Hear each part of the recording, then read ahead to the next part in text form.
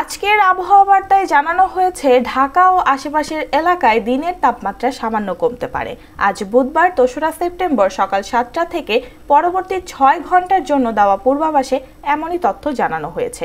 এতে আরও বলা হয়েছে আকাশ আংশিক মেঘলা থেকে অস্থায়ীভাবে মেঘলা থাকতে পারে। এছাড়া আজকে বজ্রবৃষ্টি হওয়ারও সম্ভাবনা রয়েছে। পাশাপাশি দক্ষিণ থেকে দক্ষিণ পূর্ব দিক থেকে ঘন্টায় ১০ থেকে ১৫ কিলোমিটার বেগে বাতাস বয়ে যেতে পারে। এ সময় দিনের তাপমাত্রা হালকা কমতে পারে। এদিকে সকাল ৬টায় ঢাকায় তাপমাত্রা রেকর্ড করা হয়েছে ২৮.সেলসিয়াস।